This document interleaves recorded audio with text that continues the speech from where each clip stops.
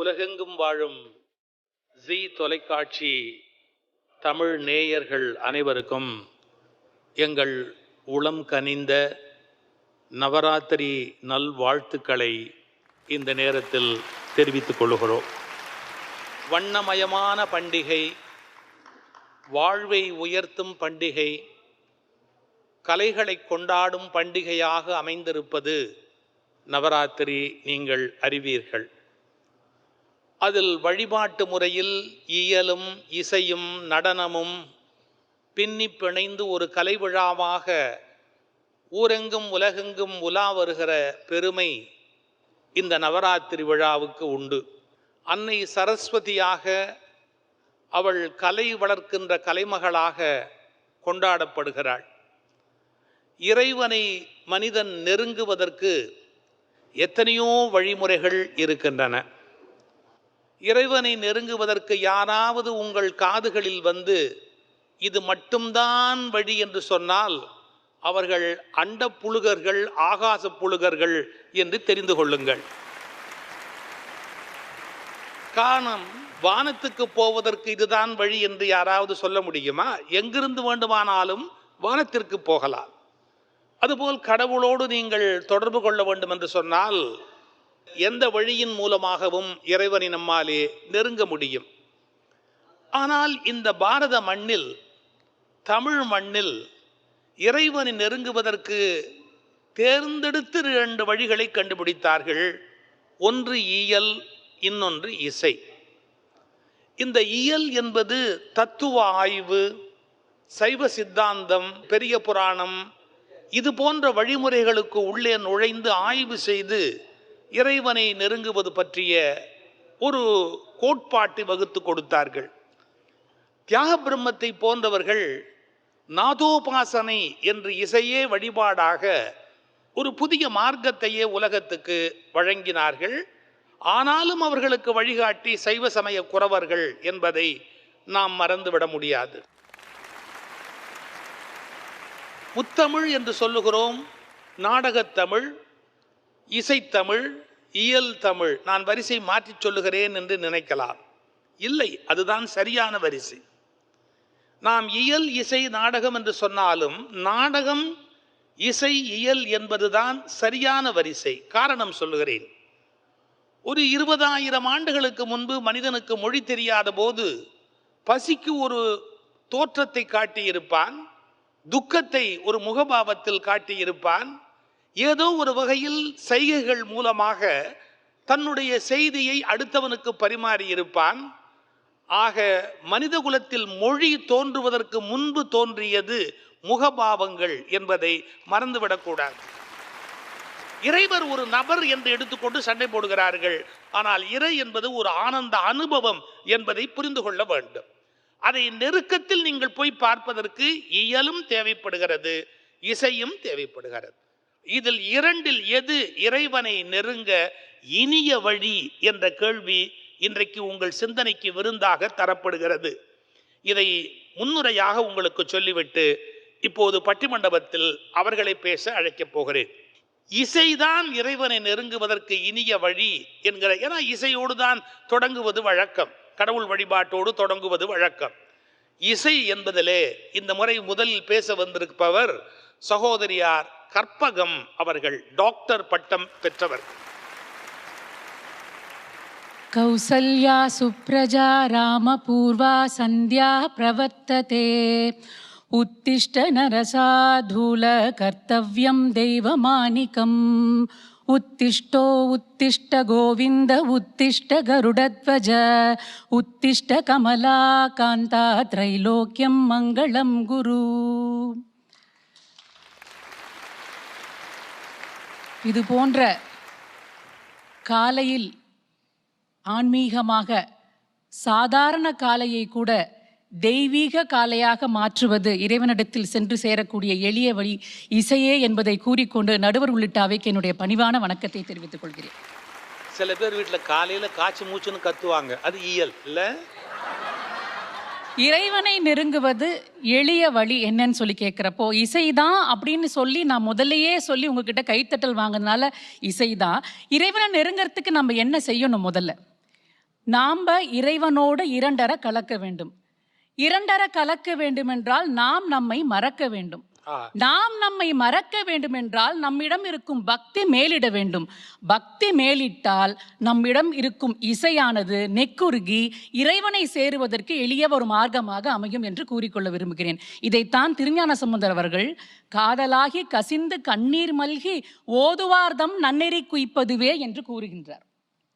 ஒரு ஆன்மாவை நெகிழ வைப்பது இயல் செய்வதை விட இசை மிகவும் வலிமையாக செய்கிறது என்பதை இங்கே குறிப்பிட விரும்புகின்றேன். செல்லாத்தா செல்ல மாறியத்தா எங்கள் சிந்தையில் வந்து அரை வினாடி நில்லாத்தா, கண்ணாத்தா உன்னை காணாட்டா இந்த கண்கள் இருந்து என்ன புண்ணியம் சொல்லாத்தா, உந்தன் பெருமையை இந்த உலகுக்கு எடுத்து சொல்லாட்டா இந்த ஜென்மம் எடுத்து என்ன புண்ணியம் சொல்லடி நீயாத்தா, உந்தன் பெருமையை இந்த உலகுக்கு எடுத்து சொல்லாட்டா இந்த ஜென்மம் எடுத்து என்ன புண்ணியம் சொல்லடி நீயாத்தா, செல்லாத்தா செல்ல மாறியத்தா எங்கள் சிந்தையில் வந்து அரை வினாடி நில்லாத்தா.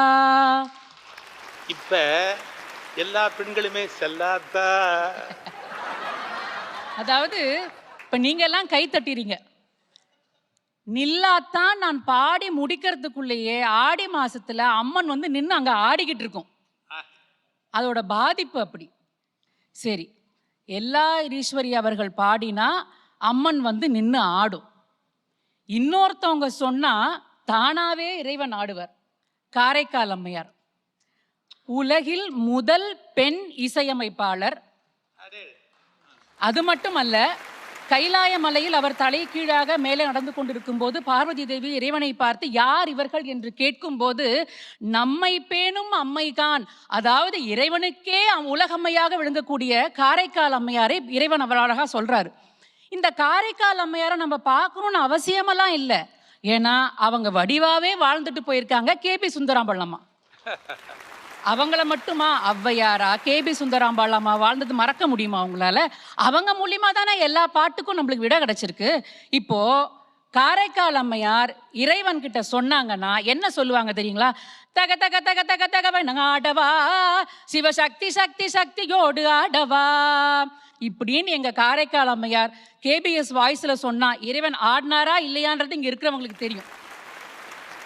ஹரிவராசனம் விஸ்வமோகனம் ஹரிததீஸ்வரம் ஆராத்ய பாதுகம் அருவிமர்தனம் நித்யநர்தனம் ஹரிஹராத்மஜம் தேவமாஸ்ரயே. சரணமையப்பா சுவாமி சரணமையப்பா, சரணமையப்பா சுவாமி சரணமையப்பா. வாய்ப்புக்கு நன்றி கூடி விடைபெறுகிறேன். நன்றி, வணக்கம். மிக அருமையாக சுப்பிரபாதத்திலே தொடங்கி ஹரிவராசனம் பாடலோடு இறைவனை உறங்க வைக்கக்கூடிய நிலையில் அது எழுப்பியது ஒரு பெண் குரல், உறங்க வைத்தது ஒரு ஆண் குரல். பொதுவாக ஆண் குரல் எழுப்பும், பெண் குரல் உறங்க வைக்கும், தாலாட்டு. அதை மாற்றி இசை எப்படி ஒரு புரட்சி செய்யும் என்பதை மிக அருமையாக அவர்கள் வெளிப்படுத்தினார்கள். நம்ம நல்லா யோசிக்கணும், இசை நம்ம மனதை மயக்கும், ஆனால் அறிவை தூண்டுமா என்று ஒரு கேள்வி இருக்கிறது. அதனால் இயல் என்பது மனிதனை ஞானத்தை நோக்கி இட்டு போவதற்கு மிகப்பெரிய தேவையாக சமய உலகத்தில் அமைந்திருக்கிறது. அதை எடுத்து சொல்ல நமக்கு இப்போது இயல் என்ற தலைப்பிலே உரை நிகழ்த்த பேராசிரியை சாந்தாமணி அவர்கள் வருகிறார். இறைவனை நெருங்க இனிய எளிய வழி இசையா இயலா அப்படிங்கிறதா எங்க கேள்வி. எனக்கு முன்னால என்னுடைய அன்பு சகோதரி ரொம்ப அழகா பாடுனாங்க. கூட்டத்தில் இருக்கிறவங்கெல்லாம் ஆடுனீங்க, கைதட்டுனீங்க. இதிலிருந்து ஒன்று எனக்கு தெல்ல தெளிவாக புரிஞ்சிடுச்சுங்க நடுவர் அவர்களே. இசை இறைவனை நெருங்க வைக்கிறதோ இல்லையோ, வயிற்றுக்கு இறையை கொடுக்கும் அப்படிங்கிறத நான் புரிஞ்சிட்டேங்க. உங்களுடைய இசை இசைவிக்கும், நாங்கள் மறுக்கல, ஆரவாரப்படுத்தும். ஆனால் எங்களுடைய இயல் அமைதிப்படுத்துங்கிறதான் நாங்க சொல்ல வந்திருக்கிறோம். நாங்கள் உங்களை இந்த நிமிஷத்துல இறைவனை நெருங்க வைக்க எங்கனாலையும் முடியுங்க. நாங்க செய்ய மாட்டோமா அந்த வித்தைய? ஒன்றும் வேண்டாம், ஒரு உதவி மட்டும் எங்களுக்கு செய்யுங்க. ஒரு நிமிஷம் கண்ணை மூடுங்க. ஏன்னா கேமரா ரோலிங் ஆகிட்டே இருக்குது, உங்க முகத்தை எல்லாம் டிவியில் அழகா காட்டு. ஒரு நிமிஷம் கண்ணை மூடுங்க. உங்களுடைய அத்தனை நினைவாற்றலையும் உங்களுடைய புருவ மத்தியில கொண்டு வந்து வையுங்க. உங்களுடைய இஷ்ட தெய்வத்தை வணங்குங்க. வீடு நல்லா இருக்கணும், இயலணியில பேசுற சாந்தாமணி நல்லா இருக்கணும். கண்ணை தரங்க. முடிஞ்சதுங்க வட்டிமன்றா, வாங்க எல்லாரும் வீட்டுக்கு போலாம். அந்த ஒரு நிமிஷத்துல நாங்க இறைவனை நினைக்க வைக்கிறோம் இல்லைங்களா? அதுதான் எங்களுடைய இயலுக்கு வெற்றி நாங்க சொல்றோம்.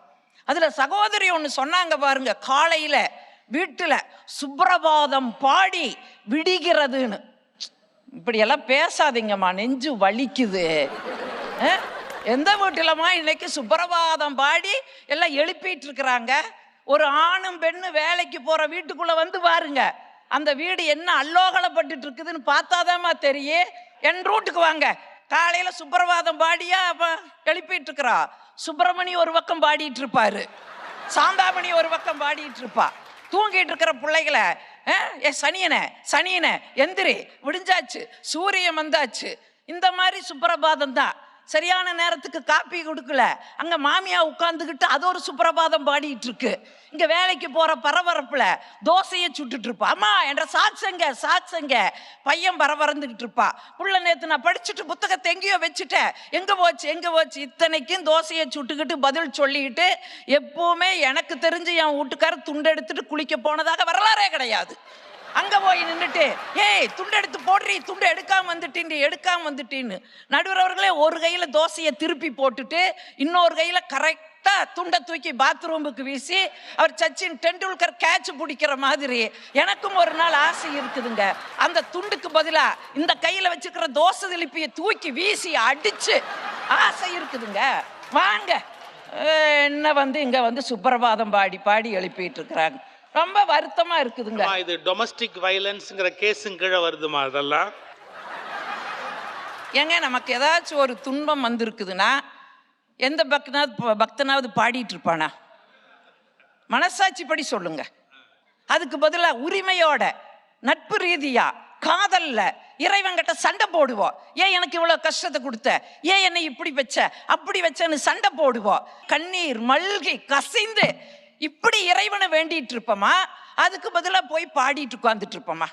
என்னங்க சொல்லிட்டு இருக்கிறீங்க? இந்த பாடல் நாங்க இசைய குறை சொல்லலீங்க. இசைக்கு இசை ஞானம் இருப்பவர்கள் மட்டும்தான் இசைய பாட முடியும். இல்லைன்னா என்ன சொல்லுவீங்க? இசையில தாளம் இல்லை, தாளம் சுருதியோடு சேரல. சுருதி பாவனி எங்க போய் யாரு கூட சேர போறாளா? சுருதி சேரல, சுருதியோடு வசனம் சேரல. கடைசி வரைக்கும் அதோடு இது சேரவில்லை, இதோடு அது சேரவில்லை. கடைசி வரைக்கும் இவங்க இறைவனை நெருங்கவே மாட்டாங்க. ஏன்னா இன்னைக்கு எனக்கு இந்த மேடையில் ரொம்ப வருத்தம்ங்க. அந்த இசைக்கு ஒரு சோதனை வந்துடுச்சே அப்படின்னு ஒரு வருத்தத்தோட நாங்க நின்றுட்டு இருக்கிறோங்க. இந்த பானபத்திரன் பாணியில நான் சொல்ற பருவின்னு மொழியழகின்னு இந்த அம்மாவுக்கு ஒரு பட்டம் வேற. அப்படியே கம்பீர குரலால பேசிட்டு இருந்த அம்மா பாட போகுது. இப்ப நீங்கெல்லாம் ஓட போறீங்க. பானபத்திரன் சொன்ன மாதிரி தாய்க்கு ஒரு பழி வந்தால் அது மகற்கல்லவோ, தமிழுக்கு ஒரு பழி வந்தால் இறைவா உனக்கல்லவோன்னு சொன்னாங்க. இப்ப இந்த மேடையில இசைக்கு ஒரு பழி வந்தால் அது நடுவருக்கல்லவோ அப்படின்னு சொல்ற ஒரு சூழல் கிடக்குது. பாடி பாடி இறைவனை நெருங்கிய பட்டினத்தாரே என்ன சொல்லியிருக்கார் தெரியுங்களா? இந்த இயலால் வழிபட்டவர்களை போல் என்னால் வழிபட முடியவில்லையே என்றுதான் பட்டினத்தாரே வருத்தப்பட்டிருக்கிறாருன்னு சொன்னா நீங்க 3 பேர் எம்மாத்திரம்னு நான் கேட்கிறேன். இப்ப நீங்க வீட்டுகள்ல பாருங்க, நம்ம பிள்ளைகள் ஏதாச்சும் ஒரு காரியம் சாதிக்கணும்னா என்ன பண்ணும் தெரியுமா? நம்மளை சுத்தி சுத்தி வரும். சொன்னதையே திரும்ப திரும்ப நம்ம கிட்ட சொல்லிட்டே இருக்கு. என்ன அர்த்தம்? அது ஏதோ காரியம் நடக்கணும்னு அர்த்தம். உடனே நம்ம புரிஞ்சுக்குவோம். அது காரியத்தை சாதிக்கிற மாதிரி நம்ம இறைவனையே நினைச்சு நம்முடைய இறைவனுடைய திருநாமத்தை நம்ம வாய் நிறைய சொல்லிக்கிட்டே இருந்தா அந்த இறைவன் நமக்கு கருணை காட்டுவான். இதுதான் இறைவனை நெருங்குவதற்கு எளிய வழி அப்படிங்கிறத சொல்லி படிப்பறிவு தேவையில்லைங்க. கண்ணப்ப நாயனார் எந்த பள்ளிக்கூடத்தில் போய் படித்தாரு? எந்த இசை பள்ளிக்கூடத்தில் படித்தாரு? காலங்காலமாக பேசிக்கொண்டு இருக்கின்ற கம்பராமாயணம் மகாபாரதம் எந்த இசையில் இங்கே மக்களை வந்து சேர்ந்தது பருவேன்? மக்கள் வாய்மொழியாகத்தான் இந்த மகாபாரதமும் ராமாயணமும் மக்களை இதுவரை சென்று அடைந்திருக்கிறது என்று சொன்னால், திருவிளையாடற் புராணமும் அந்த வரிசையில் தான் வருதுன்னு சொன்னா நாங்கள் இசையை குறை சொல்லவில்லை. இசையால் இசைஞானம் உடையவர்கள் மட்டும்தான் இறைவனை நெருங்க முடியும். எங்கள் இயலால் எல்லா உயிரினமும் இறைவனை நெருங்க முடியும் என்பதைத்தான் எங்களுடைய வாதமாக சொல்லி அனைவரையும் வணங்கி விடைபெறுகிறேன். நன்றி, வணக்கம். ஒவ்வொருத்தர் வீட்டில் ஒவ்வொரு சுப்பிரபாதம் காலையில் கேட்குது. அவங்க சொன்னதில் ஒரு ஆர்குமெண்ட்டு, பாட தெரியல அப்படின்னா அவங்களாம் இறைவன்கிட்டயே போக முடியாதா? திருவானக்காவில் ஒரு யானை, ஒரு செலந்தி, திருவெரும்பூரில் ஒரு எறும்பு நெருங்கி இருக்கு, அதெல்லாம் என்ன பாடியிருக்கோம்? ஒன்றும் பாடியிருக்காது, எதுவுமே தெரியாது. அந்த மாதிரி ஒரு கோணத்தில் தன்னுடைய விவாதத்தை அவர்கள் முன்வைத்தார்கள். இப்போ அடுத்தாப்பில் இசைக்கு வருவது யாருன்னு கேட்டால், ஒரு மிகச்சிறந்த இசை ஞானம் உடையவர்கள். திரு கோப்பா நல்லசிவம் அவர்கள் தமிழிசை ஞானி என்ற பட்டம் பெற்றவர்கள். இறைவனை நெருங்க இனிய எளிய வழி இசை என்பதை எடுத்துரைப்பதற்கு வருகிறார்கள். அன்போடு வாருங்கள். சொற்றுணை வேதியன் சோதீவானவன் பொற்றுணை தீருந்தடி பொருந்த கை தொழ கற்றுணை பூட்டிவோர் கடலில் பாய்ச்சினும் நற்றுணையாவது நமச்சிவாயவே நமச்சிவாயவே நமச்சிவாயவே.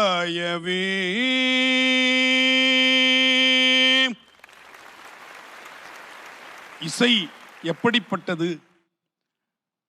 ஒண்ணும் இல்லைங்க.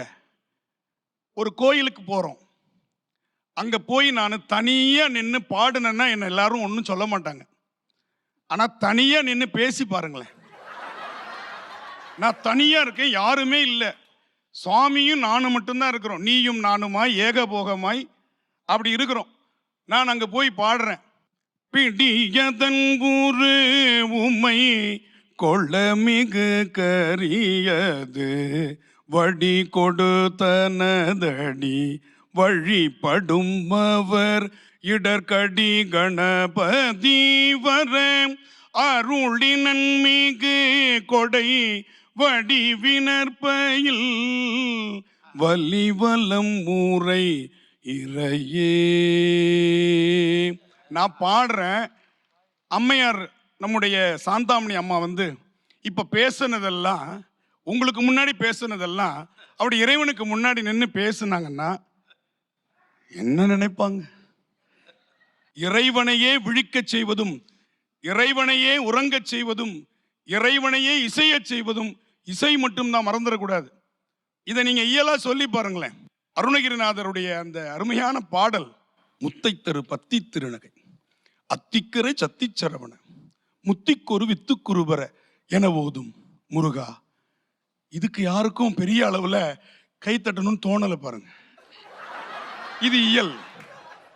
முத்தை தருபத்தி திருநகை அத்திக்கிற சத்தி சரவண முத்திக்கொரு வித்து குருபர என ஓதும் முக்கட்பரமற்கு சுருதியும் உட்பட்டது கற்பி திருவரு 30 முவர்க்க தமரரும் அடி பேணி 10 தலைதத்தை கணைதொடு ஒற்றை கிரிமற்றை பொறுதொரு பட்ட பகல் வட்ட திகிரியில் இரவாக 10 கிரீதத்தை கடவிய பச்சை புயல் மெச்ச தகுபொருள் பட்சத்தொடு ரட்சி தருள்வது ஒரு நாளே.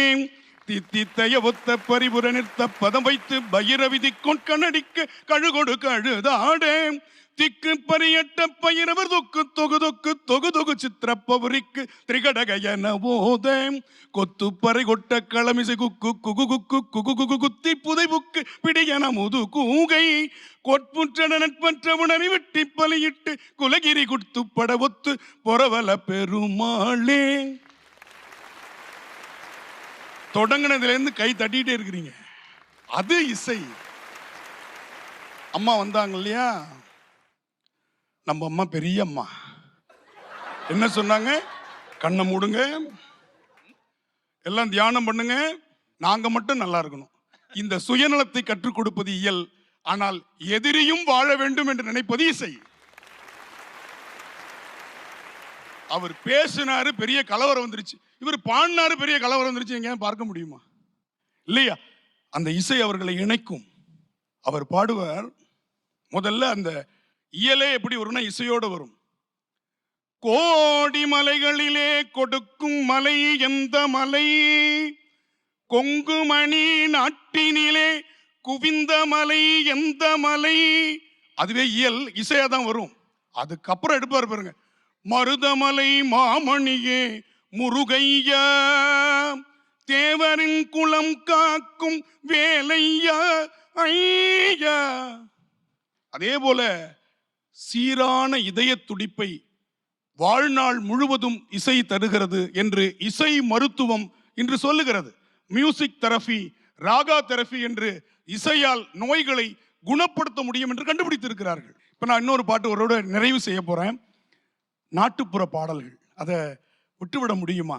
அங்கே இடி முழங்குது, கருப்பசாமி தங்க கலசம் மின்னுது. அங்கே இடி முழங்குது, கருப்பசாமி தங்க கலசம் மின்னுது. அதோ வரார் இதோ வரார், ஆடி வரார் பாடி வரார். அங்கே இடி முழங்குது, கருப்பசாமி தங்க கலசம் மின்னுது.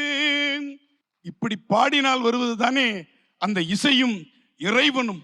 எனவே நிறைவாக ஒரே ஒரு சொல்லோடு நான் நிறைவு செய்து கொள்ள வேண்டும்.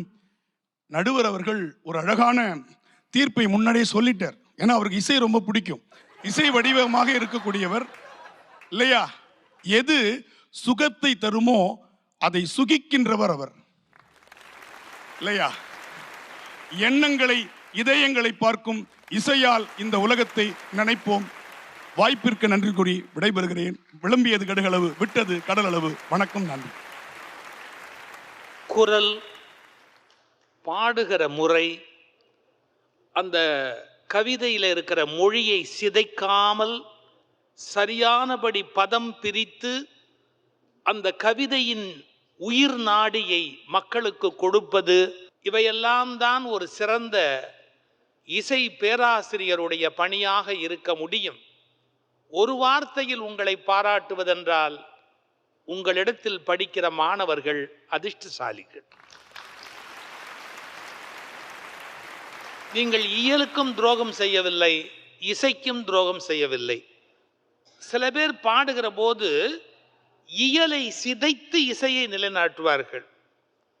உண்மையாகவே நல்ல ஞானமுடையவர்கள்தான் இயலை இம்மி கூட சிதைக்காமல் இசையின் மூலம் மக்களை சென்றடைவார்கள்.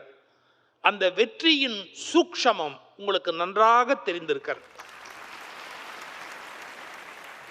இன்றைக்கு ஒரு நிறைவான ஒரு அருமையான பட்டிமன்றம் என்று ஒரே வார்த்தையிலே சொல்லலாம். இறைவனை நெருங்குவதற்குரிய ஆழமான வழிமுறைகளை ஆராய்கிற ஒன்று. இப்போ பேராசிரியர் அவர்களுக்கு இன்னொரு கல்லூரி பேராசிரியர் பதில் சொல்வதுதான் பொருத்தமாக இருக்கும். அவர் பேராசிரியர்னு நம்ப மாட்டீங்க, அதுக்கு நான் ஒன்றும் பண்ண முடியாது. சிவ சதீஷ் அவர்கள் இயல்தான் என்பதை எடுத்துரைப்பதற்காக வருகிறார். பட்டிமன்ற வரலாற்றிலேயே 2 துறைகளை சேர்த்து பட்டிமண்டப தலைப்பு கொடுக்கப்பட்டது என்று சொன்னால் வரலாற்று பக்கத்தில் மறுக்க முடியாத நாளாக இந்த நாள் மட்டும்தான் இருக்க முடியும். அதற்காக 2 துறையின் சார்பாக நடுவர் ஐயா அவர்களுக்கு நன்றியை தெரிவித்துக் கொள்கின்றேன். அடுத்த சான்ஸ் உண்டு. இதுதான் இயலுடைய சிறப்பு. பாத்தீங்களா? உண்மையிலேயே இறைவனை நெருங்க இனிய வழி, எளிய வழி இசைன்னு பேசியிருக்காங்க. இயல்னு நாம் பேசணும். ஐயா அவர்கள் பேசுகிற போது ஒரு பாட்டு சொன்னார். ஒரு பாட்டினுடைய 2 வரியை சொல்லிட்டு, நான் சொன்னேன் ஏன் கை தட்டல அப்படின்னு கேட்டார். இசையால் கையை தட்ட வைக்க முடியும், இசையால் கையை தட்ட வைக்க முடியும், இயலால் தான் கையை கூப்ப வைக்க முடியும். கை கூப்புவதுதான் உண்மையான பக்தியாக இருக்க முடியும். இறைவனை மகிழ்விக்கலாம், இசையால நெருங்க முடியுமா அப்படிங்கிறதான கேள்வியா இருக்கு. அதுல ஐயா அவர்கள் பேசுகிற போது எவ்வளவோ சிறப்பான விஷயங்களை சொன்னார். அதுல ஒரு முக்கியமான விஷயம், இசையா ஆண்டவன் முன்பு போய் பாடலாம், ஆனா இயல் தனியா பேச முடியுமா அப்படின்னு கேட்டார். உண்மையிலேயே பக்தி என்பது ஆண்டவனை பற்றி பேசுவதல்ல, ஆண்டவனுடனேயே பேசுவதுதான் உண்மையான பக்தி. ஆமாங்க, உங்க பாட்டு தான் சொல்லியிருக்கு. எந்த பாட்டு சொல்லியிருக்கீங்களா? மருதமலை மாமணிய பாட்டுல சொல்றாரு பாருங்களேன்.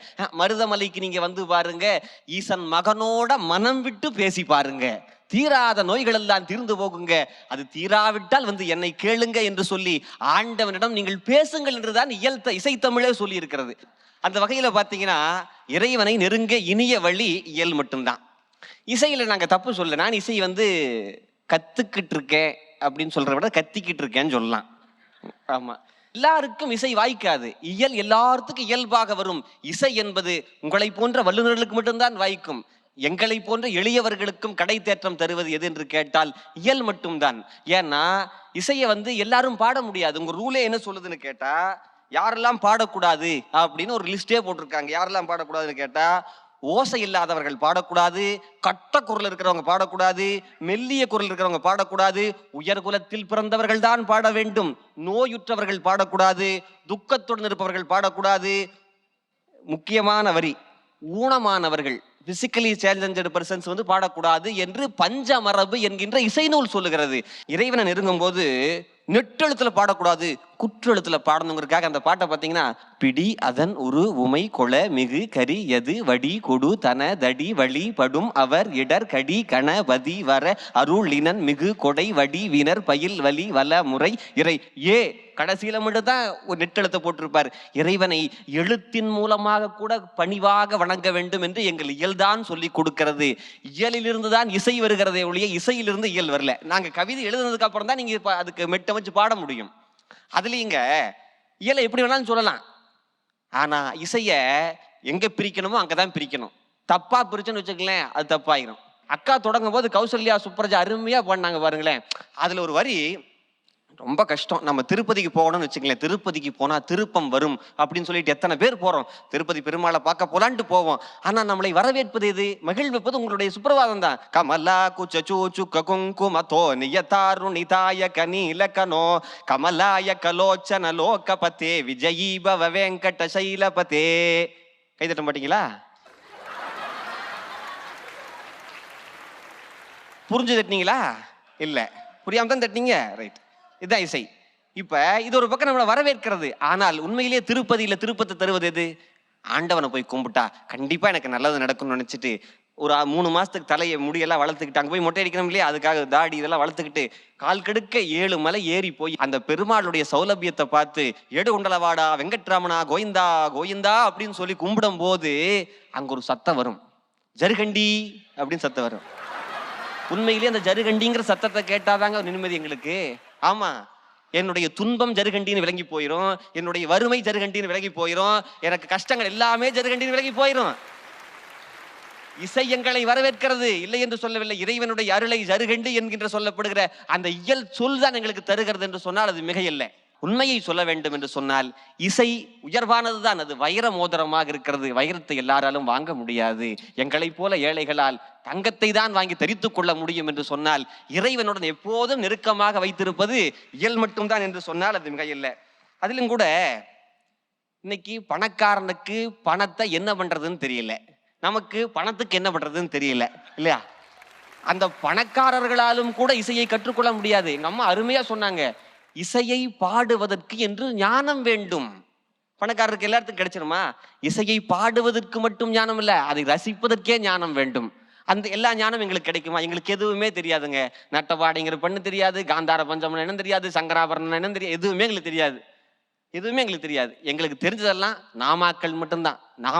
நாமா சொல்லணும் அப்படின்னு நாங்க சொல்லல, உங்க இசை வல்லுநர்களே சொல்லியிருக்காங்க. பத்ராச்சல ராமதாசர் சொல்றாரு, என்ன சொல்றாரு தெரியுங்களா? ஓ ராம நின்னாம எந்த ருச்சி ரா ராமா ஏமி ருச்சிரா, ராமநாமம் எவ்வளவு ருசியானது அப்படின்னு கேள்வி கேட்கிறாரு. அது என்ன சொல்றாரு? இசைய சொல்ல, எங்க நாமாவத்தான் சொல்றாரு. அதுக்கு புரந்தரதாசர் சொல்லும் போது என்ன சொல்றாரு தெரியுங்களா? ராமநாம பாயச்சக்கே கிருஷ்ணராம சர்க்கரை. ராமநாமம் பாயசத்தை போடுறது, கிருஷ்ணநாம சர்க்கரையை போன்றதுன்னு சொல்றாரு. நாமத்துக்கு நீங்க பொருள் தெரிஞ்சு தெரியாம தான் சொல்லணும் எதுவுமே கிடையாதுங்க. ஒருத்தன் திருடனா இருந்தான், அவனுக்கு நாமம் கூட சொல்ல தெரியாது. ராமா அப்படின்னா சொல்ல தெரியாது. அவங்கள போய் சொன்னாங்க, உனக்கு நீ காட்டில் தான் தெரியுற. ஆமா. அப்ப மரத்தை எல்லாம் பார்த்திருப்பியா? பார்த்திருக்கேன். அப்ப ராமான்னு சொல்ல வரலையா? மரான்னு சொல்லு. மரா மரா மரான்னு சொல்லு, அது ராமன் ஆகும். எப்படி தமிழ் தமிழ் தமிழ் சொன்னா அமிழ் தமிழ் தமிழ்னு வருதோ, அதை போல மரா மரா மரான்னு சொன்னா ராம ராமன் வரும் அப்படின்னு சொல்லி ராமநாமத்தை ஒருத்தர் ஜெபிக்க தொடங்கினார். அவர் ஜெபித்தார். அந்த திருடனாக கல்வனாக இருந்தவர் மாறினார்.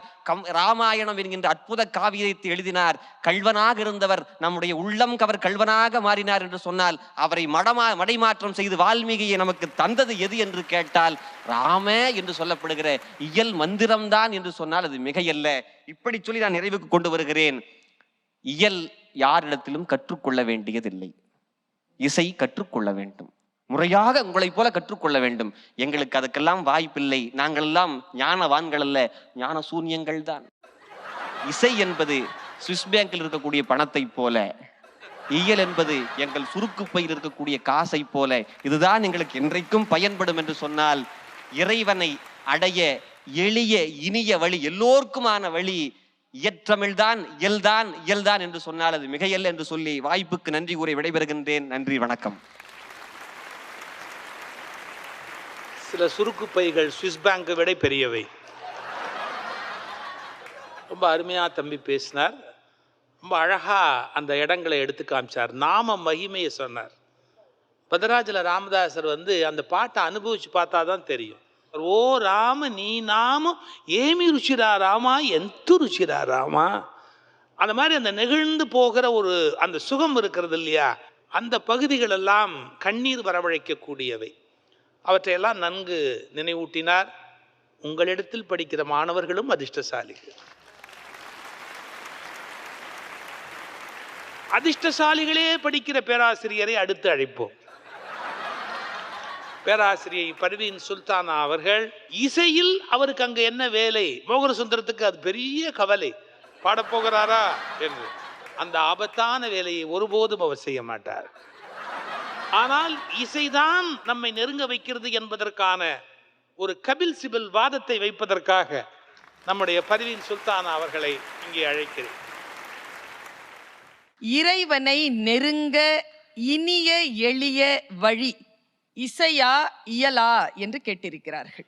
நீங்கள் நன்றாக பார்க்கலாம், இயல் குறித்து பேச வந்தவர்கள் இசையின் மீது எவ்வளவு வெறுப்போடு இருந்திருக்கிறார்கள் என்பதனை 2 பேர் இங்கே நிரூபித்து போயிருக்கிறார்கள்.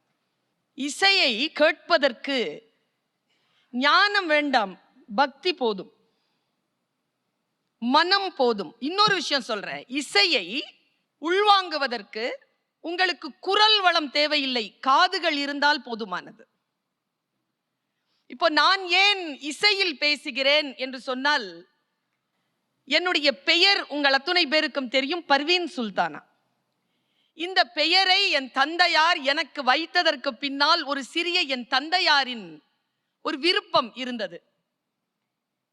இந்த இந்திய நாட்டின் இசை அரசி பர்வீன் சுல்தானா, அந்த இசை அரசியின் பெயரை அப்பா எனக்கு வைத்தார். நான் பாட இல்லை, பேச தொடங்கிவிட்டேன். மொழி அரசி என்று பட்டம் கொடுத்து விட்டார்கள். இசை என்ன செய்யும், இயல் என்ன செய்யும் என்று நான் சொல்கிறேன். மதங்களை கடந்தது இசை, மொழியை கடந்தது இசை, நிலப்பரப்பை கடந்தது இசை. இயல் இருக்கிறது, அது நீங்கள் வாழுகின்ற அந்த நிலப்பரப்பிற்கு உரியவர்களுக்கு அல்லது அந்த மொழி பேசியவர்களுக்கு, மொழி பேசுகின்றவர்களுக்கு மட்டுமே தான் புரியும். இசைக்கு அந்த துன்பம் இல்லை, அந்த துயரம் இல்லை. நீங்கள் இன்றைக்கு நாம் ஆன்மீகம் குறித்து, இறை கொள்கை குறித்து தான் பேசிக் கொண்டிருக்கிறோம். இயலை பேசக்கூடியவர்கள் பகுத்தறிவாளர்களாக இருக்கலாம். உங்களுக்கு மூளை ரொம்ப அதிகமா வேலை செய்யும், எங்களுக்கு இதயம் மட்டுமே வேலை செய்யும். நாங்கள் இதயத்தோடு தொடர்பு கொண்டவர்கள். பல பேர் பேசுறாங்க பாருங்க, இதனாலேயே பிரச்சனை வருதுங்க. வழிபாட்டு தலங்கள்லயே நான் சொல்றேன், இந்த பேச்சாளர்களை வழிபாட்டு தலங்களை பேசுறத முதல்ல நிறுத்தணும். பாட்டு மட்டும் போதுமானதுங்கிறேன். சில பேருக்கு பிழைப்பு பற்றிய கவலைகள் இருக்கும். இசை வயிற்று பிழைப்புக்கானது இல்லை சாந்தாமணி அவர்களை. நான் இப்படி யோசிச்சு பார்க்கிறேன். எல்லாருக்கும் ஒரு வார்த்தை சொல்றாங்க, மிருகங்களை, பறவைகளை நாம் மனிதர்களை விட குறைவாக நினைக்கிறோம். கிடையாது. இறைவனை நெருங்குகின்ற அந்த விதத்தில் மொழி அறிந்த மனிதனை விட இறை மொழி தெரிந்த, இசை மொழி தெரிந்த மிருகங்கள் மிக உன்னத நிலையில் இருப்பதாக நான் கருதுகிறேன்.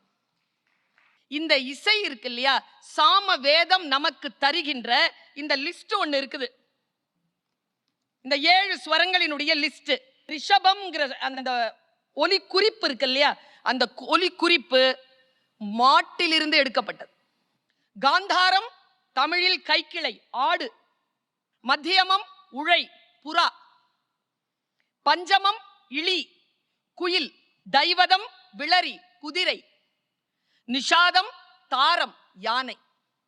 சரி கம பத நீ என்று நீங்கள் சொல்லுகின்ற இந்த குறிப்புகள் எல்லாம் விலங்குகளினுடைய மொழி அந்த குரல் வளத்திலிருந்து மனிதன் எடுத்து அதை வடிவமைத்து கொண்டு இறைவனை நெருங்குவதற்கான பாட்டு என்றால் இயற்கையோடு ஒன்றிணைந்தது இசைதானே தவிர இயல் கிடையாது.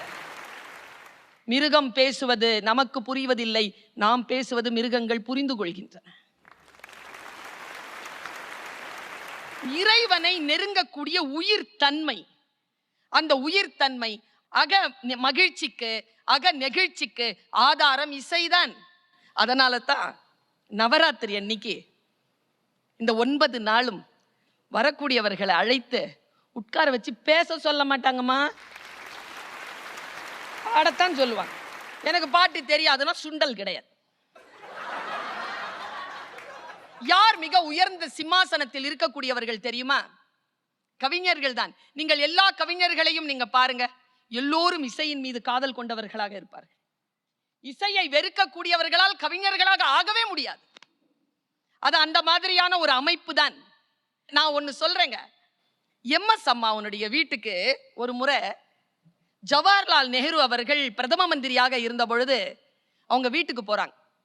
அப்போ கூட இருக்கிறவங்க ஐஏஎஸ் ஆபீசர்ஸ் எல்லாம் புரோட்டோகால் கிடையாது, பிரதம மந்திரி ஒரு சிவிலியன் வீட்டுக்கு அப்படி போயிட முடியாது அப்படின்னு உடனே ஜவஹர்லால் நேரு தந்த பதில் என்ன தெரியுமா? I am going to a emperor's house. அவள் ஒரு இசையரசியின் வீட்டிற்கு நான் போகிறேன். I am after all a prime minister. நான் ஒரு சாதாரண பிரதம மந்திரி தான், அவள் இசைக்கு அரசி. இந்த நிலை இருக்கு இல்லையா, இது எளிய மனிதர்களை உயர்ந்த நிலைக்கு கொண்டு போய் சேர்க்கும். தாலாட்டு முதல் ஒப்பாரி வரை மனித வாழ்க்கையே இசையுடன் சேர்ந்ததுதான். ஐயா சொன்னாரு, இன்னைக்கு பிள்ளைகளுக்கு பாட்டு பாடுறீங்களா, தாலாட்டு பாடுறீங்களா? ஐயா உங்களுக்கு தெரியுமா, சினிமா பாட்டாவது குழந்தைக்கு தாய் பாடிட்டு தான் இருக்கா இன்னைக்கு கூட. ஒன்றும் தெரியாட்டி செல்லுலையாவது போட்டு வச்சிடுறாங்க.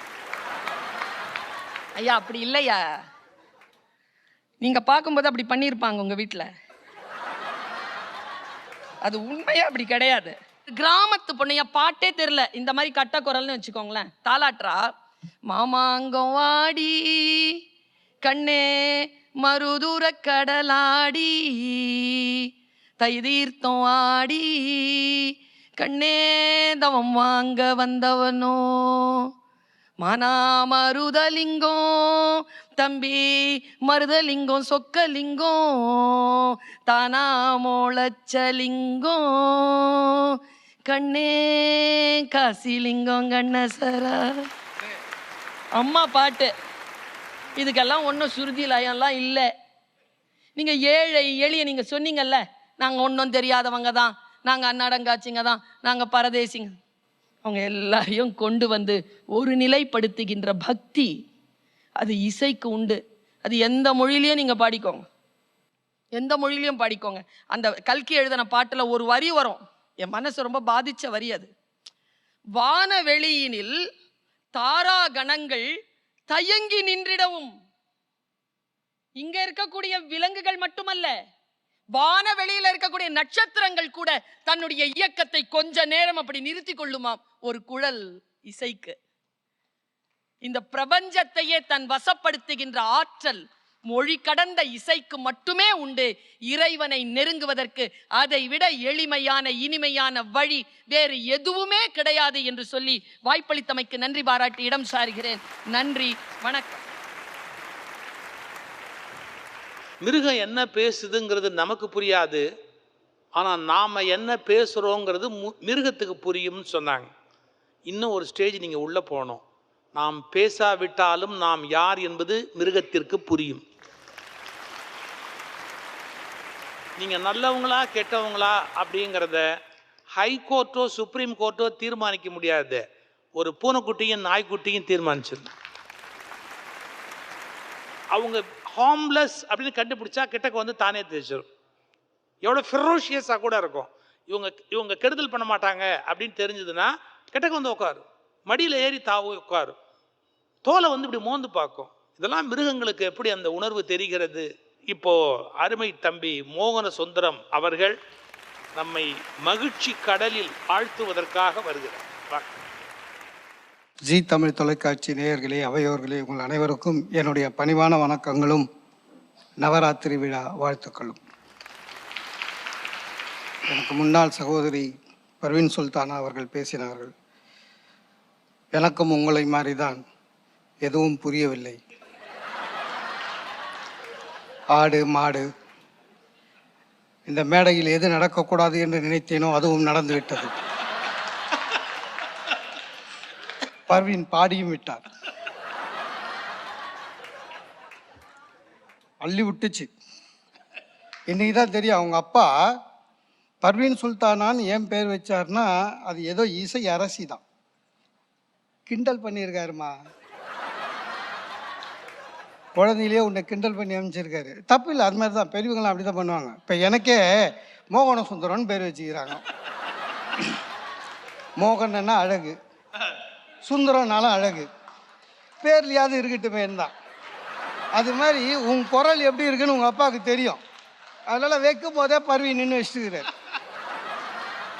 சார், இந்த பட்டிமன்றம் கிளம்பும் போது என்றைக்குமே என் ஒய்ஃபு தலைப்புலாம் கேட்க மாட்டாங்க. எந்த தலைப்பு கொடுத்தாலும் இருந்தாலும் அதான் பேச போகிறாருன்னு. இன்னைக்கு என்ன தலைப்புன்னு கேட்டாங்க. நான் ரொம்ப பெருமையாக இறைவனை அடைய எளிய வழி இயலா இசையான்னு. அதுக்கு ஏங்க பட்டிமன்றம்? ஸ்பெஷல் டிக்கெட் வாங்கினா கிட்ட எட்டு போய் நிற்க வச்சிருவாங்கன்னா.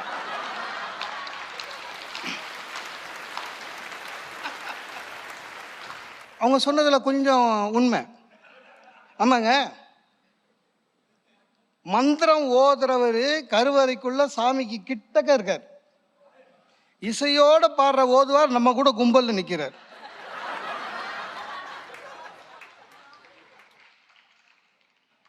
முதல்ல இசைக்கு குரல் வளம் முக்கியம். நீங்க பாடணும்னு ஆசைப்படுறதுல தப்பு இல்லை. இப்போ அவங்க 2 பேர் பாடினாங்க, விஷயம் தெரிஞ்சவங்க. இறைவனை நம்மளை விட ஒரு 60 கிலோமீட்டர் ஸ்பீடில் கிட்ட போய் சேர்ந்துருவாங்க. அது ஒன்றும் பிரச்சனை கிடையாது. குரல் நல்லா இருக்கணுங்க. இசை தெரிஞ்சா கூட குரல் நல்லா இருக்கணும் இல்லையா? சில பேர் ராஜகோபுரத்தில் நுழையும் போது சாமிக்கே பக்குன்னு இருக்கும். ஐயோ இவன் பாடுவான்டா அப்படின்னு. பின் கோபுரமா சாமியை கிளம்பிடுவாரு. இன்னொன்னு சார் சொன்னார், பாடனா தள்ளி போவான், பேசனா பேசுதுன்றது சத்தமா பேசுது இல்லைங்க, லூசானம்மா. இறைவனை திருவுருவத்தை பார்த்து அவன் மனசை அந்த திருவுருவத்தை மனசுல ஏந்தி மனசுலேயே வேண்டுவது, அது மந்திரம் வாயிலாக பாடலாக இயலாக வேண்டுவது. அதுதான் பேசுறதுன்னா ஹலோ மைக் டெஸ்டிங் அந்தம்மா அநியாயம். கோயிலில் பேசவே கூடாதுன்னு உங்களை வச்சுன்னா சொல்லுது.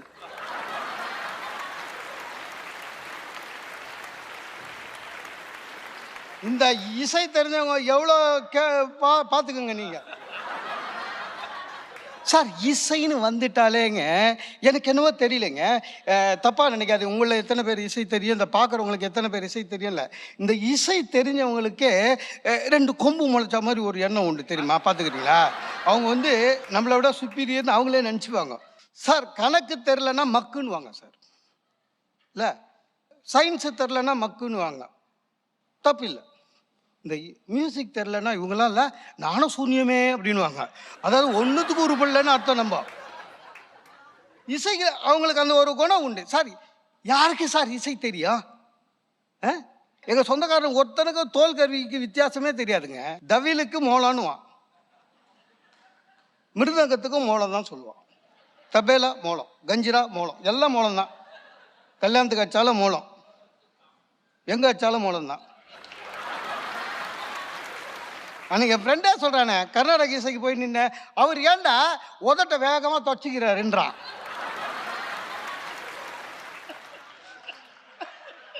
அதனால மோட்ஸுக்கு வாசிக்கிறான். எங்களுக்கு அவ்வளோக்கா அது தெரியும் இசை. அதை போய் குத்த சாமிக்கும் எழுக்க இல்லைக்கா நடுவில் இசை. சார் ஒரு கச்சேரி, ஒரு லேடி பாட்டின்னு இருக்கிறாங்க சார், இந்த மாதிரி ஒரு ஆடிட்டோரியம் சார். திடீர்னு அந்த கதவு தந்து ஒரு ஆள் வந்தான். நம்ம கற்பகம் மேடம் மாதிரி ஒரு அம்மா உட்காந்துருந்தாங்க. நேராக வந்து, மேடம் பாடுறாங்களே அது கல்யாணியான்னு கேட்டான். உடனே மேடத்துக்கு வந்துச்சு. நானும் சொன்னியோம், உனக்கு பைரவின்னு தெரியல, கல்யாணின்னு தெரியல, பாடுறது பைரவின்ச்சு. அவன் சொன்னான், உங்களுக்கு தான் தெரியல, கல்யாணியும் தெரியல, என்னையும் தெரியல, நான் கால் டாக்ஸி டிரைவர்.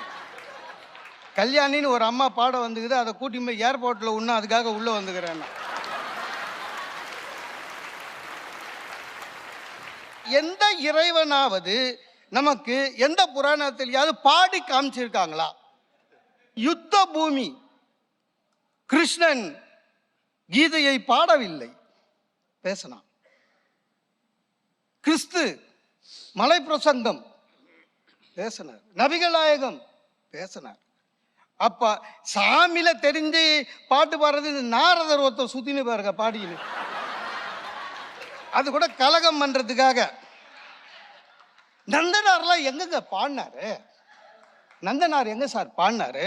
உருகுனாருங்க, உருகுனாரு நந்தனார். இந்த என்னப்ப நல்லவா என் தாய், அது சினிமா நந்தனார். ஒரு இசை என்பது இயலின் அலங்காரம். இயல் என்ற மங்கையுடைய காலில் கட்டிய சதங்கை, அவ்வளவுதான். அவுத்து போட்டு போயிட்டே இருக்க வேண்டியதுதான். ஒரு தாய்க்கு குழந்தை அழுக்காக இருந்தாலும் சரி கொஞ்சுவா, அலங்காரமா இருந்தாலும் கொஞ்சுவா. நீ அலங்காரம் தான் கொஞ்சுவான்னு அடமுடிக்க கூடாது, சரியா? ஒரு இயல் சார், ஒரு வார்த்தை, அற்புதமான வார்த்தை, இறைவனை நோக்கி சிவாய நம என சிந்தித்திருப்போர்க்கு அபாயம் இல்லை ஒரு நாளும் உபாயம். இது கேட்க எவ்வளவு நல்லா இருக்கு. பாடுறேன்னு சொல்லி ஒருத்தர் இசையை போட்டு சிவாய நம என சிந்தித்திருப்போர்க்கு அபாயம், சிவாய நம என சிந்தித்திருப்போர்க்கு அபாயம் இல்லை ஒரு நாளும் உபாயம்னு முடிச்சிட்டாரு. அர்த்தம் அனர்த்தமாயிடுச்சு. ஆக எதுவாக இருந்தாலும் சரி, பிரணவ பொருள். முருகன் சிவனுடைய காதில் சொன்னான், பாடலை. பாடிந்தா சிவனே கையோடு இட்டு போய் பழனி மலையில் உட்கார வச்சிருக்காரு, நீ இங்கேயே இரு. கண்ணப்ப நாயனார் என்ன பாட்டு பாடினாரு? உருகுனார் சார்.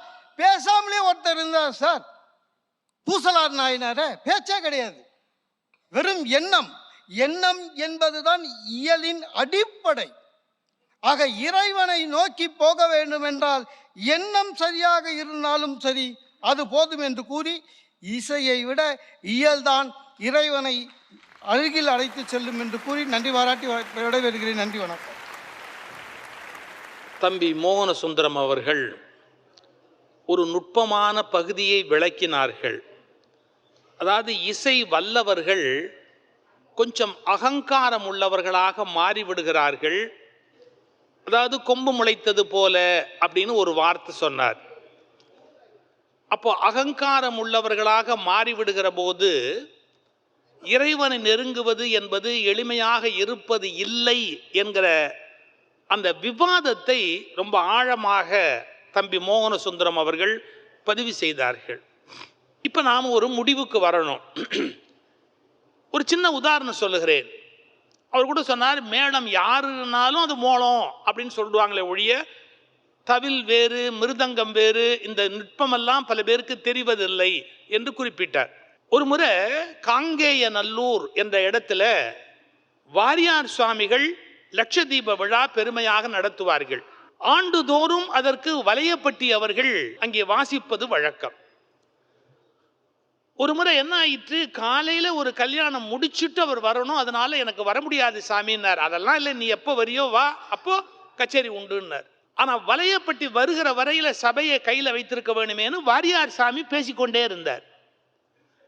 அப்படி வாரியார் சாமி பேசிக்கொண்டே இருக்கிற போது வலையப்பட்டி வந்தது தெரிஞ்ச உடனே அவர் குளிச்சு ரெடியாகி மேடைக்கு வர சொல்லுன்னு ஜாடை காமிச்சிட்டு பேசிக்கிட்டே இருந்தவர் வலையப்பட்டி ரெடியாகி வந்த உடனே ஒரு வார்த்தை சொன்னார். இது உயிருள்ள மத்தளம். தன்னை சொல்றார், இது உயிருள்ள மத்தளம், இனி மத்தளத்துக்கு உயிரூட்டுகிறவர் வருவார்னர். கண்ணனுடைய புல்லாங்குழலை குறிப்பிடுகிற போது சொல்வார்கள், நம்முடைய மனித உடலில் இருக்கிற துவாரங்கள் அதை கணக்கு பண்ணித்தான் புல்லாங்குழலே அமைக்கப்பட்டு இருக்கிறது. எனவே மனித உடல் ஒரு புல்லாங்குழல் என்று ஒரு கருத்து உண்டு. ஒவ்வொரு இசைக்கருவிக்கு ஒவ்வொரு விதமான சிறப்பு உண்டு. ஆனா புல்லாங்குழல்ங்கிற கருவிக்கு என்ன சிறப்பு அப்படின்னு கேட்டா, உள்ள காலியா இருக்கு பாத்தீங்களா, அந்த எம்டினஸ் தான் அதனுடைய கிரேட்னஸ். அத ஓஷோ ஒரு இடத்துல சொல்றாரு, நாம் நிரம்பி வழிகிறோம், செய்திகளாலும் அகங்காரத்தாலும் நாம் நிரம்பி வழிகிறோம். ஆனால் புல்லாங்குழல் காலியாக இருக்கிறது. காலியான குழலில்தான் கடவுள் தன் கீர்த்தனைகளை வாசிக்க முடியும். நிரம்பிய குழாய்களில் கடவுளின் கீர்த்தனை வாசிக்கப்பட முடியாது அப்படின்னார். இன்னொரு கோணம் இருக்கு. தத்துவங்களை நீங்கள் நிலைநிறுத்துவதென்றால் இசை மூலம் நிலைநிறுத்த முடியுமா? ரிலிஜன் அல்லது கடவுளை அடைகிற பாதை எது வழியா நிர்ணயமாகுது? சைவ சித்தாந்தம், அத்வைத்தம், துவைத்தம், விசிஷ்டாத்வைதம், ஏக பிரம்மவாதம், இப்படி என்னெல்லாமோ நீங்க சொல்லி பிலாசபியை ஸ்டடி பண்ணிக்கிட்டே போறீங்கல்ல, எங்கேயாவது பிலாசபி இறைவனை நெருங்குவதற்கான தத்துவ இயல் இசையில இருக்கா? இப்ப ஆதிசங்கரர், ராமானுஜர், மத்வாச்சாரியார் இவர்களெல்லாம் இறைவனை நெருங்குவதற்கான வழிமுறைகளை மக்களுக்கு வகுத்து கொடுத்தவர்கள். இவர்கள் இயல் ஆசிரியர்களே ஒழிய இசை ஆசிரியர்கள் அல்ல. இன்னைய வரைக்கும் உலகத்தை ஆட்டி படைக்கிற இந்து மத நூல் அப்படின்னு கேட்டு உலகம் திகச்சா அதுக்கு இந்த நூலுக்கு என்ன பேருனா பகவத்கீதைன்னு பேருனா. வாரன் ஹேஸ்டிங்ஸ் எழுதுகிறான் ஒரு இடத்துல, நாம் இந்தியாவையே இழக்க நேர்ந்தாலும் பகவத்கீதையை மட்டும் இழக்கக்கூடாது. என்ன காரணம் தெரியுங்களா? ஒரே ஒரு தத்துவம் தான் காரணம். எல்லா உலகமும் என்ன சொல்லுச்சுன்னு கேட்டா, கழுதைக்கு கேரட் காட்டுற மாதிரி மனுஷன் எல்லாரும் ஆசையால் உந்தப்படுகிறான், ஒரு ஆசையை நோக்கி மனிதன் பயணம் செய்கிறான் என்று சொன்னபோது பகவத்கீதை மட்டும் தத்துவத்தில் வேறுபட்டது. கர்மத்தை கர்மத்துக்காக செய், பலனை எதிர்பார்த்து செய்யாதே. கடமையை உன்னுடைய கடமைக்காக செய், பலனுக்காக கடமையை செய்யாதே என்று உலகமே சிந்திக்காத ஒரு கோணத்தில் மிக அருமையான தத்துவத்தை விளக்கி சொன்ன பெருமை பகவத்கீதைக்கு இருக்கிறது. இப்ப கொஞ்சம் நுட்பமா போவோம். இசை என்பது என்ன? தம்பி மோகன சுந்தரம் ஒரு அருமையான விவாதத்தை வச்சார். என்ன தெரியுமா? அது எங்க எல்லாருமா இசை ஞானத்தோட பாட முடியும்? இங்கதான் ஒரு வித்தியாசம் இருக்கு. இசை என்பது பாடுவதால் பெருமை பெறுவதல்ல, அனுபவிப்பதால் பெருமை பெறுவது. நீங்க இசையில ஒரு வித்வானா இருந்தா மட்டும்தான் இறைவனை நெருங்க முடியும்னு இல்லை.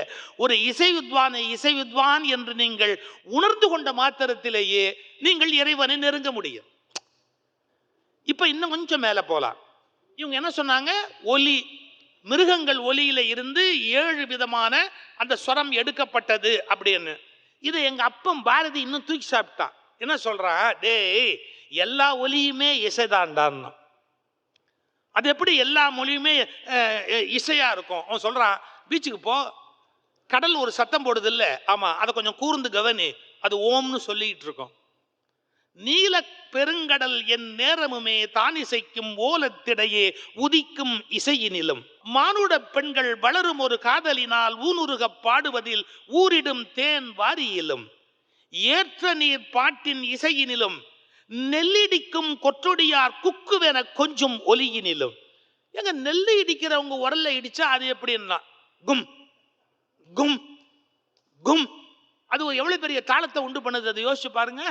நெல்லிடிக்கும் கொற்றொடியார் குக்குவென கொஞ்சம் ஒலியினிலும், சுண்ணம் இடிப்பார்தம் சுவை மிகுந்த பண்களிலும், பண்ணை மடவார் பழகு பல பாட்டினிலும். வயல்ல இருக்கிறவங்க பாடுறாங்க, பண்ணை மடவார் பழகு பல பாட்டினிலும் வட்டமிட்டு பெண்கள் வளைக்கரங்கள் தாமொலிப்ப கொட்டி இசைத்திடுமோர் கூட்டமுத பாட்டினிலும். கோரஸ்ங்கிற இங்கிலீஷ் வேர்டுக்கு பாரதி மொழிபெயர்த்தான் கூட்டமுத பாட்டு. வேயின் குழலோடு வீணை முதலாம் மனிதர் வாயினிலும் கையாலும் வாசிக்கும் பல்கருவி நாட்டினிலும் காட்டினிலும் நாளெல்லாம் நன்றொலிக்கும் பாட்டினிலும் நெஞ்சை பறிகொடுத்தேன் பாவியேன் யார். பாரதியாருடைய வார்த்தை. எனவே இசை என்பது உயிர்களுடைய உணர்ச்சியை வெளிப்படுத்துவதற்கான ஒரு பெரிய வாய்ப்பு. இயல் என்பது மனித குலத்தின் அறிவை பதிவு செய்வதற்கான ஒரு வாய்ப்பு. உண்மையில் இந்த போட்டியின் அடிநாதம் என்ன தெரியுமா? உணர்ச்சி இறைவனிடத்தில் சேர்க்கிறதா, அறிவு இறைவனிடத்தில் சேர்க்கிறதா என்கிற ஆழமான கேள்வி இதற்குள்ளே அடங்கி இருக்கிறது. எப்படி இந்த உலகத்தில் மதச்சண்டை வர முடியும்? எல்லோருமே கடவுளைத்தான் கும்பிடுகிறார்கள் என்றால் அங்கே எப்படி சண்டை வர முடியும்? உணர்ச்சியால் கடவுளை நெருங்குகிறவர்கள் சண்டை போடுவார்கள். அறிவால் கடவுளை கண்டறிந்தவர்கள் சண்டை போட மாட்டார்கள். நான் ஒரு கதையோடு நிறைவு செய்கிறேன். அக்பர் அவருடைய தர்பாரிலே ஒரு முறை தான்சேன் பாடுகிறார். தான்சேன் பாடிய போது அக்பர் வியந்து போய் சொன்னார், உனக்கு நிகரான இசை மேதை உலகத்திலேயே இல்லை, நான் சொல்லுகிறேன் என்றார் அக்பர். ஹுசூர் மன்னிக்கவும், என்னை விட மிகப்பெரிய இசை மேதை இருக்கிறார், என் குருநாதர் ஹரிதாஸ். அப்படியா? அவரை நம் தர்பாருக்கு அழைத்து கொண்டு வா, அவருக்கு மரியாதை செய்வோம். அதற்கு அவர் சொன்ன பதில் தான்சேன், அவர் தர்பாருக்குத்தான் நாம் போக வேண்டுமே ஒழிய அவர் நம்முடைய தர்பாருக்கு வரமாட்டார். இந்துஸ்தானி சங்கீதத்திலே தர்பார் என்பது ஒரு ராகம். எவ்வளவு பொன் வேண்டுமானாலும் கொடுக்கலாம், அவர் பொன்னுக்கு மசியாதவர். எவ்வளவு நிலம் வேண்டுமானாலும் கொடுக்கலாம், அவர் நிலத்தின் தேவையற்றவர். அப்படியா? அக்பர்ட்ட ஒரு நல்ல குணம் என்ன, அதையும் போய் கேட்டுருவோம். அப்ப எப்போ போலாம், எத்தனை மணிக்கு வரலாம்னு அப்பாயின்மெண்ட் கேளுனார். அதுவும் சொல்ல முடியாது. அவர் எப்போது பாடுவார் என்பதை அவரே நிர்ணயிப்பார்.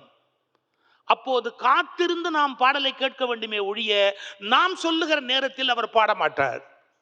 இதை சொன்ன உடனே அக்பர் சொல்றாரு, ராத்திரியே நம்ம 2 பேரும் போய் காத்திருப்போம், அவர் எப்ப வேணா பாடட்டும், காலையில பாடுற நேரத்தில் கேட்டுட்டு வருவோம். எவ்வளவு இசை மேல அவருக்கு ஆர்வம் பாருங்க. போய் அவருமா ஒரு பாறாங்கலுக்கு பின்னாடி உட்காந்துக்கிட்டு அவர் எப்போ குடிசையை திறப்பாரு, எப்போ வந்து பாடுவார்னு காத்திருந்தாங்க. ஒரு 3-4 மணி இருக்கும். திடீர்னு கதவை திறந்துக்கிட்டு வந்து ஒரு பாறை மேல உட்காந்துக்கிட்டு தம்புராவை கையில் எடுத்து அவர் பாட்டுக்கு அப்படியே பாட ஆரம்பிச்சார். மெய்மறந்து போனார் அக்பர். பாராட்டுகிற அளவுக்கு இருக்கிற இசையை விட பாராட்ட முடியாமல் ரசிகன் வீழ்ந்து போகிற இசைதான் தெய்வீகமானது. அந்த சங்கீதத்தை கேட்டுட்டு அங்கேருந்து திரும்பி வரும்போது சொன்னார், தான்சேன், நீ எவ்வளவோ சிறந்த வித்வான் என்று நினைத்தேன், உன்னை விட பிரமாதமாக அவர் பாடுகிறாரே, என்ன ரகசியம்? அதற்கு தான்சேன் சொன்ன பதில், ஹுசூர், நான் எப்போது பாடினாலும் உங்களை திருப்தி செய்ய பாடுகிறேன். நீங்கள் அரசர், உங்களை திருப்தி செய்ய பாடுகிறேன். ஆனால் என் குருநாதர் கடவுளை திருப்தி செய்ய பாடுகிறார். நீங்கள் மன்னர், கடவுள் மாமன்னர் இல்லையா? அதனால்தான் அவர் சங்கீதமும் ஒரு மாமன்னன் சங்கீதமாக வெளிப்படுகிறது. இன்றைக்கும் கச்சேரி செய்கிற பல பேருக்கு சொல்லுகிறேன், சபா செக்ரட்டரியை திருப்தி செய்ய பாடாதீர்கள், சபாபதியை திருப்தி செய்வதற்கு பாடுவதற்கு பழகுங்கள். நான் சங்கீதத்தையும் குறைத்து மதிப்பிடவில்லை, இயலையும் குறைத்து மதிப்பிடவில்லை. உணர்ச்சியின் மூலம் கண்ணீரை ஏற்படுத்தி மிருகங்களால் கூட தெய்வீகத்தை புரிந்து கொள்வதற்கு இசை உதவுவதால் அதை என்னால் விளக்க முடியாது. இயல் தத்துவ இயலை நிறுத்தி விசிஷ்டாத்வைதம், சைவ சித்தாந்தம், புத்தர் பேசினார், தம்ம மதம் என்று பேசினார். அதன் மூலம்தான் மிகப்பெரிய தத்துவங்களை உலகத்துக்கு வழங்கினார். எனவே இறைவனை நெருங்க இசை இனிய வழி, இயல் அரிய வழி. ஆனால் உரிய வழி மௌனம்தான் இறைவனை நெருங்குவதற்கான மிகச்சிறந்த வழி. நன்றி, வணக்கம்.